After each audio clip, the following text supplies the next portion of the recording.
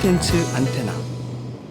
지금 제주가 겪는 이 문제들 많잖아요. 제2공항 문제도 있고, 뭐 강정 해군기지 문제, 또 뭐 가까운 곳에는 상하수도 문제, 뭐 이런 게 지금 산적해 있는데, 그럼 이런 문제를 좀 해결하기 위해서 제주에는 어떤 리더가 필요하다고 보세요?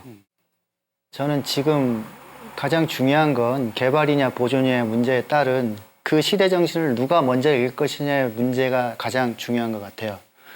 그러니까 제주공항 같은 경우를 이제 생각을 해보면 저는 이제 옛날 책을 많이 보다 보면은 이게 제주도가 변방이니까 국가 입장에서 볼 때는 국가의 안위를 위해서 그쪽에 공항이라든지 또는 해군기지가 있어야 된다라고 판단을 하는 거죠. 그러면은 제주도에 있는 리더는 그 중앙과의 절충점을 반드시 잡아야 되는 거죠. 그리고 만약에 제주에 대한 생존이 있다면 그걸 하면 되는 거예요. 그래서 우리가 제일 먼저 무엇을 생각을 해야 될까 했을 때 그 리더가 왜 필요한가 할 때 질문을 찾으면 저는 된다고 생각하는데 구성원들이 생존에 과연 얼마만큼 도움되느냐 이런 것들을 가장 먼저 살펴야 돼요. 갈등을 봉합하고 그럴 수 있는 사람, 정신, 해녀 정신에도 분명 그런 게 있을 것 같은데 어렵네요. 고민이 됩니다, 그게. 그래서 제가 생각나는 소설이 있습니다. 이청준 소설가의 당신들의 천국이라는 작품입니다. 그 당신들의 천국은 소록도를 배경으로 하고 있죠. 소록도 하면 떠오르는 게 있나요? 네, 한센병. 지금 한센병이라고 하는 나병 환자들의 그 수용소가 있었던 곳이죠. 그리고 제주처럼 섬이기도 했고요. 작지만. 그래서 이 수용소 병원이 있었는데 실제로 계속 원장들이 와서 일종의 원장인 동시에 그 정치적인 어떤 리더 역할도 했다고 해요. 중요한 병원 원장이 조백헌 원장이 있는데요. 이 조백헌 원장은 실제 병원장을 좀 모델로 하고 있어요. 네.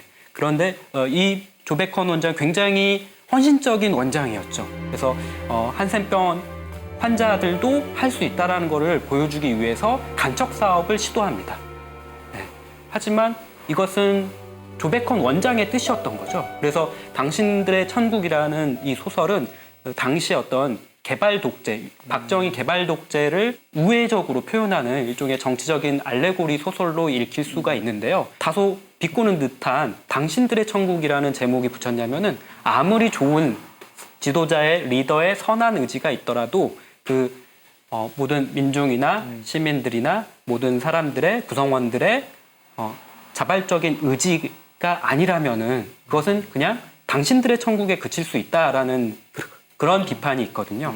그래서 우리 제주도도 뭐 개발이냐 환경이냐 이것을 생각할 때 둘 다 중요한 가치임에 분명하죠. 하지만 이때 중요한 것은 우리 제주도민들의 뜻이 모아져서 그것으로부터 비롯되는 어떤 선택이 중요한 것 같아요. 어떤 국토부에서 결정한 위에서부터 내려오는 결정, 물론 좋은 의지가 담겨 있겠죠. 하지만 우리 모두가 의논하고 결정한 내용들이 천국을 만드는 게 아닌가. 그렇지 않으면 그냥 당신들의 천국이 될 수 있는 것 같아요. 어쨌든 미래에 우리가 어떻게 살 것인가, 뭐 10년 후에 제주도는 뭐 먹고 살 것인가, 50년 후에는 뭐 먹고 살 것인가, 100년 후에는 어떻게 될까, 그걸 좀 염두에 두면서 뭐 정치인들도 이제 그렇게 하는 게 필요하고, 당장 눈에 보이는 것들 때문에 제주가 망가지는 사례가 굉장히 많습니다. 미래 애들이 나중에 커서 어떻게 살 것인지, 그 후손들이 어떻게 살 것인지, 그걸 염두에 두면서 해야 된다. 그게 굉장히 중요하고, 어떤 면에서는 그러니까 미래에 투자할 수 있는 인재들이 있어야 돼요. 그러니까 눈앞에 보이는 것만 보는 리더가 아니고 정말 좀 장기적으로 볼 수 있는 그 장기적인 안목을 가진 리더가 필요한 것 같아요. 그래서 고종석 기자이자 소설가의 그 단편 소설이 있습니다. 사회과학적인 SF라고 할 수 있는데 우리 고장에선 이렇게 말하지 않아라는 작품인데 좀 오래되긴 했지만 이 작품이 아주 재미있는 것이 제주도가 분리 독립한다라는 그런 가상의 시나리오를 깔고 있습니다. 그래서 제주도가 홍콩처럼 금융으로 큰 돈을 벌어서 사실 육지와 분리해서 따로 공화국을 만든다. 그 과정에는 뭐 전쟁이 일어나서 비양도가 지도에서 지워지기도 하고, 네, 그래서 갈등도 있지만 사실 어떻게 보면은 문학적으로 제주의 먼 미래를 좀 상상해 보기도 했는데 과거를 되돌아보고 교훈을 얻는 것도 필요하지만 이렇게 과감하게 미래에 대해서 좀 문학적으로 혹은 사회과학적으로 상상력을 좀 발휘해서 우리 제주의 갈 길을 찾아보는 것도 정말 요긴한 것 같습니다. 필요한 것 같습니다. 네. 네. 근데 우리나라 이렇게 정치 리더들을 보면 왜 좀 젊은 리더들이 없지 않나요? 다 나이가 좀 있는 분들이 리더를 하고 있는데. 북유럽 쪽 보면 뭐 30대 장관도 나오고요. 40대 총리도 나오고 심지어 12살 그 툰베리 그 환경운동가 환경운동의 리더잖아요. 나이에 상관없이 그렇게 나올 수 있는 시스템이라는 것들을 우리가 좀 교육할 수 있는 시스템이라는 것들을 좀 고민해 봐야 된다라는 생각이 들어집니다. 젊은 리더의 장점이 있겠죠. 도전의식, 패기, 상상력, 창조력 네, 이런 새로운 힘이 있을 거고요. 네, 나이가 있는 리더들은 어떤 경험, 지혜, 관로 이런 것들이 장점일 것 같아요. 그런데 사실 계속 한 리더가 오랫동안 하면은 뭐 좀 고인물, 흔히 얘기하는 고인물이 되는 거고 그 사회가 계속 변화할 동력을 잃는 거죠. 그래서 새로운 리더 혹은 젊은 리더를 요구하는 것 같아요.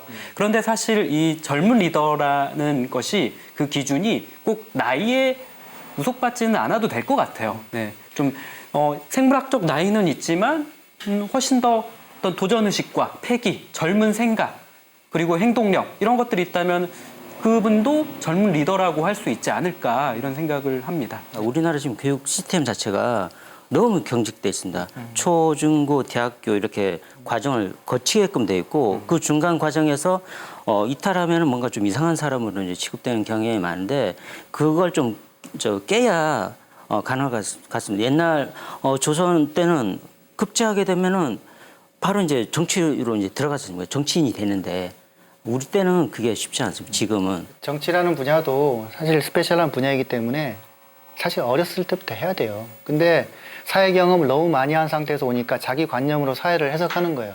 법에 있는 친구들은 법에 있는 친구대로, 그다음에 뭐 연예계에 있었던 분들은 그렇게 하는, 뭐 경제에 있던 그렇게 하다 보니까 이게 자기 나름 걸 가지고 하려다 보니까 유연성이 사라지는 거죠. 그러니까 이게 어렸을 때 어떻게 그 리더를 키워내고 그런 것들이 굉장히 중요한 조건 같습니다. 예. 아까 툰베리 얘기를 하셨는데 네. 상당히 중요한 인물이잖아요. 우리 시대 전체를 정말 기후변화의 위기, 인류세적인 위기를 대표하는 인물인데 정말 이러한 그 젊은 리더들을 없지는 않거든요.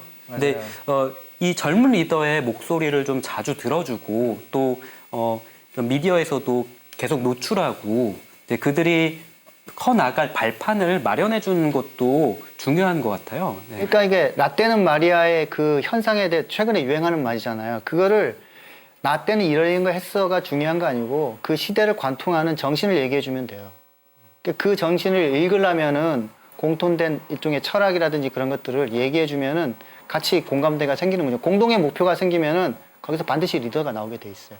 그래서 젊은 리더가 어떤 특정한 자리에서 역할을 하는 것도 중요하지만 계속 나왔던 것처럼 지금에 있는 리더들이 나이가 많건 적건 간에 그 젊은 분들의 혹은 다양한 생각들에 귀를 기울이는 어떤 리더의 어떤 경청하는 리더가 필요한 시대인 것 같아요. 네. 제가 교수님 말씀 많이 들어주고 있잖아요. 제가 또 형이더라고요. 감사합니다. 경청하는 리더.